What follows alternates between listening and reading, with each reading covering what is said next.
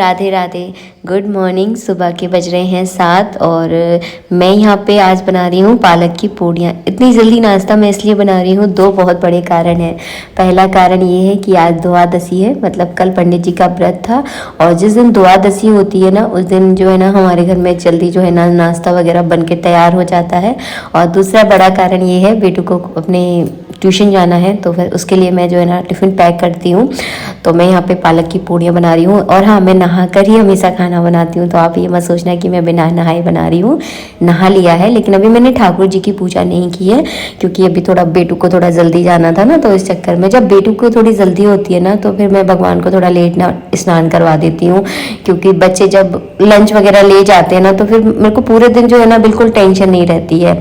तो बस इस तरह से जो है ना पालक की पूड़ियाँ जो है ना इस सीजन में बहुत अच्छी लगती हैं। रात में ही कुछ तैयारी जो है ना मैं रात में ही कर देती हूँ। जैसे कि मैंने पालक को अपने पिछले वीडियो में देखा होगा कि मैंने पालक को छांट के रख दिया था और रात में मैंने उसको अच्छे से बॉईल करके उसका जो पेस्ट बना के मैंने फ्रिज में रख दिया था। सुबह बस मैंने केवल आटा गूंदा है और उसकी इस तरह से पूड़ियाँ निकाल दिया। आटा मैं कभी भी रात में नहीं गूंथती हूँ, हमेशा ताज़ा आटा गूंथती हूँ। जितनी मुझे ज़रूरत होती है उतना ही आटा गूंथती हूँ। कभी भी फ्रिज में आप आटा मत रखिए, बहुत ज़्यादा इसके नुकसान होते हैं। तो बस यहाँ पर मैंने भोग के लिए पूड़ियाँ निकाल दी हैं और बेटू के टिफ़िन के लिए निकाल दी हैं। बाकी पूड़ियाँ हम बाद में करेंगे। चलिए करेंगे ठाकुर जी की पूजा। पहले मैं बेटू का लंच तैयार कर दूं और अपने ठाकुर जी को बाल भोग लगा दूं, उसके बाद जो है ना बाकी हम बाद में करते रहेंगे, क्योंकि घर के काम तो दिन भर चलते रहते हैं लेकिन जो ज़रूरी काम होते हैं ना उनको मैं पहले निपटाती हूँ। तो बस बेटू को मैंने बाय बोला और मैं आ गई हूँ अपने ठाकुर जी के पास और अब करेंगे हम द्वादशी की पूजा। जिस दिन एकादशी होती है उसके दूसरे दिन किस तरह से आपको पूजा करनी चाहिए, क्या दान करना चाहिए और क्या क्या चीज़ें की जाती है, इस वीडियो में आप लोगों के साथ में अच्छे से शेयर करूंगी और हम क्या क्या करते हैं। तो आज जो है ना मैं भगवान को आज पोशाकें जो है ना चेंज करके पहनाऊंगी। हाँ, ऊनी पोशाकें वही हैं लेकिन जो अंदर वाली पोशाकें हैं वो मैं अलग पहना रही हूँ। ऊनी पोशाकें अभी मुझे लाना है खरीद के, बस वही है कि टाइम नहीं निकल पा रहा है। तो जब भी लेकर आऊँगी आप लोगों के साथ ज़रूर शेयर करूँगी। वैसे मेरा बहुत ज़्यादा मन है कि मैं वृंदावन से लेकर आऊँ, क्योंकि वृंदावन में जो है ना अलग अलग तरह की चीज़ें मिल जाती हैं और ऑप्शन बहुत होते हैं, बट यहाँ इतने ऑप्शन नहीं है हमारे यहाँ पे। तो मेरा बहुत मन है कि मैं वृंदावन जाऊँ। देखते हैं कब जा पाते हैं, क्योंकि घर गृहस्थी से निकलना जो है ना बहुत मुश्किल है। पहले मैं सोचती थी कि बेटा बड़ा हो जाएगा तो इतनी जिम्मेदारियाँ नहीं होंगी, उसके भरोसे घर छोड़कर मैं चली जाऊँगी, लेकिन मुझे क्या पता था कि घर कभी मुझे छोड़ेगा ही नहीं। ये गृहस्थी जो है ना मुझे कभी छोड़ेगी ही नहीं। तो बस मैं तो बहुत बुरी तरह से फंस चुकी हूँ कि कहीं निकलना मेरे लिए नामुमकिन सा लगता है मुझे। चलिए देखते हैं, कभी भगवान बुलाएंगे तो पक्का जाएंगे। अभी मेरा बीच में बहुत प्लान था कि मैं जाऊं, मेरे जन्मदिन पर मेरा बहुत प्लान था। वो ये है कि बहुत सारी चीज़ें हमें देखनी पड़ती हैं तो उस चक्कर में जो है ना कैंसिल हो जाता है। और वैसे भी कहते भी हैं कि हमारी सबसे बड़ी पूजा हमारी गृहस्थी है, जिसे हम बहुत अच्छे से अगर संभालते हैं तो यही हमारे लिए सबसे बड़ी पूजा है। बस ये द्वादशी के दिन सबसे पहले मैं पूजा में दीपक प्रज्वलित कर देती हूँ। थोड़ा सा मैंने दीपक में घी डाल दिया है ताकि जब तक मैं पूजा करूँ ना तब तक ये दीपक अच्छे से जलता रहे। जिस कटोरे में मैं डेली भगवान को स्नान कराती हूँ वही कटोरा मैंने यहाँ पे यूज़ किया है, क्योंकि इसमें पानी बिल्कुल नहीं फैलता है। तो इसी में जो है ना मैंने इस तरह से स्वास्तिक बना दिया है। बहुत बेसिक सा तरीका बता रही हूँ, जैसे मैं खुद करती हूँ वो तरीका आप लोगों के साथ में शेयर कर रही हूँ। कोई दिखावे वाली पूजा जो है ना हो नहीं पाती, सच बताऊं। जो हम खुद करते हैं ना वो शेयर करने में कुछ अलग ही आनंद आता है, सच बताऊं मैं आपको। तो यहाँ पे मैंने भगवान विष्णु के जितने भी रूप मेरे पास है ना सबको जो है ना मैं कटोरे में इकट्ठे विराजमान कर दूंगी। और ये है हमारे लड्डू गोपाल। और हाँ, पिछले वीडियो में मुझे कमेंट किया था मेरे सब्सक्राइबर ने कि दीदी आप लंगोटी ले लो। हाँ, मुझे लेनी है लंगोटी, बस वही है कि यहाँ पे मिलती नहीं है।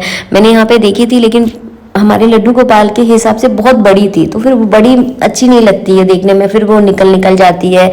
इस चक्कर में कभी वृंदावन जाना हुआ ना तो मैंने सोच रखी है मुझे लंगोटियाँ लेकर आनी है।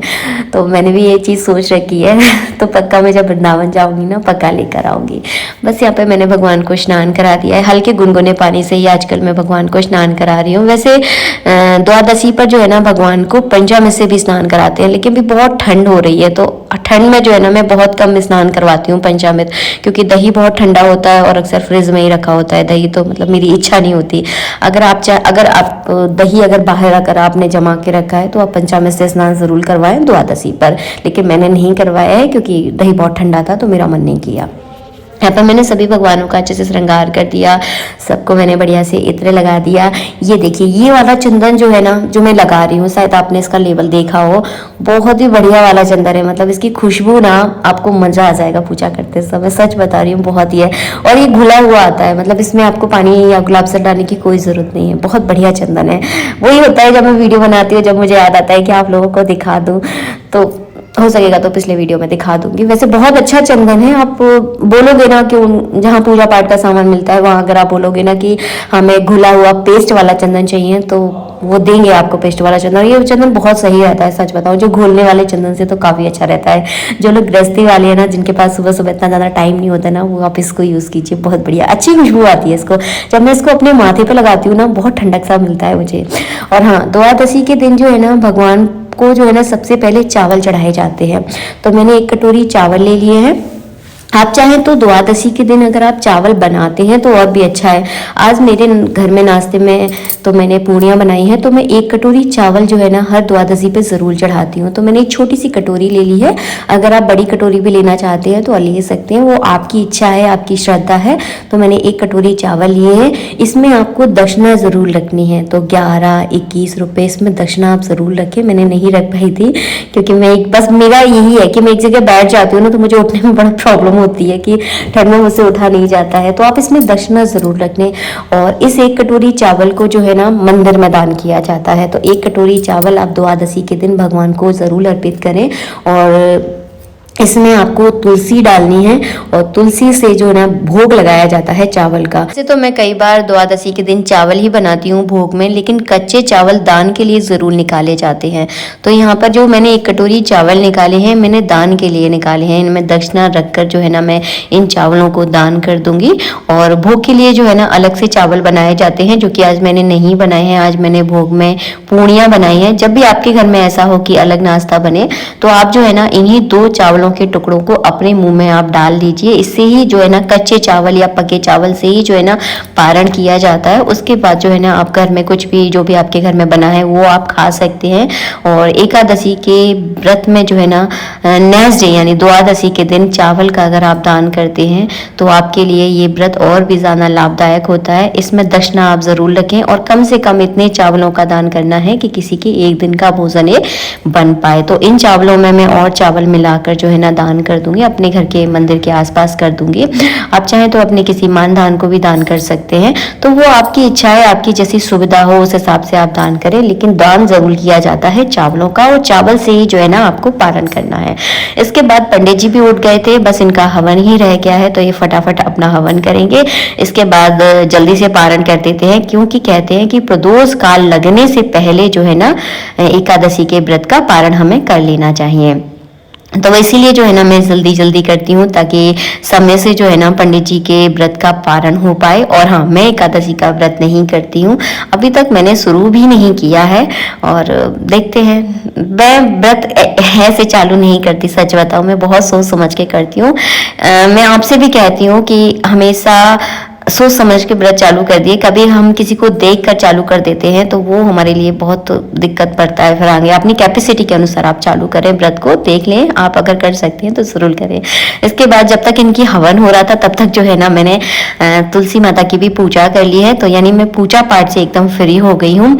अब बस मुझे इनको नाश्ता देना है। इसके बाद मैं थोड़ा योगा वगैरह करूँगी, क्योंकि सुबह सुबह की मेरा जो रूटीन होता है वो मेरे हिसाब से नहीं, वो मेरे परिवार के हिसाब से चलता है। जैसे इन लोगों का रूटीन होता है उस हिसाब से मुझे अपनी दिनचर्या में जो है ना परिवर्तन करना होता है। हम औरतों की कहाँ कोई दिनचर्या होती है, हम औरतों की तो दिनचर्या हमारे परिवार के ऊपर ही डिपेंड करती है। जैसा हमारे परिवार का रूटीन होता है, जैसे उनकी ज़रूरत होती है, उसी हिसाब से जो है ना हम सुबह सुबह का काम निपटाते हैं। तो मुझे जो है ना तुलसी में जो है ना मंजरी दिख रही थी, तो फिर मैंने मंजरी जो है ना हटा देती हूँ।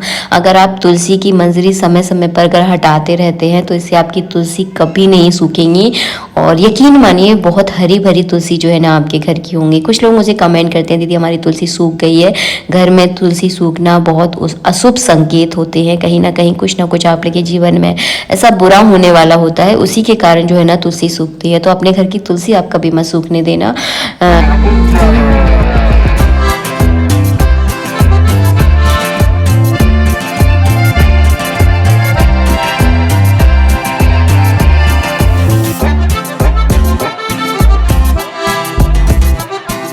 पंडित जी भी आ गए हैं उठकर, तो मैं यहाँ पे उनके लिए गर्मा गर्म पूड़ियाँ बना रही हूँ, क्योंकि ये पालक की पूड़ी जो है ना गरम गरम ही अच्छी लगती है। मैं अभी नाश्ता नहीं करूँगी क्योंकि मुझे अभी योगा वगैरह करना था, और अभी जो है ना इंडक्शन पर ही मैं पूड़ियाँ बना रही हूँ। इस वीडियो को जो मैं एडिट कर रही थी, देखिए कढ़ाई कैसी रखी हुई है कि अगर गिरे तो पता नहीं क्या कर दे। तो बस मुझे कढ़ाई चेंज करनी है। बस ये कढ़ाई का पता सबसे अच्छी चीज़ क्या लगती है मुझे, वो ये है कि इसमें ना खाना बहुत जल्दी बन जाता है, और जब भी मुझे किचन में थोड़ा जल्दी जल्दी काम करना होता है ना, तो मैं ज़्यादातर इसी कढ़ाई का प्रयोग करती हूँ। केवल मैंने जो है ना शायद 80-90 रुपए की ली थी मिली से। बहुत अच्छी कढ़ाई है, मतलब पैसा वसूल कढ़ाई। चलिए वीडियो का यही एंड करूँगी और मिलूंगी आप लोगों से नेक्स्ट वीडियो में। राधे राधे।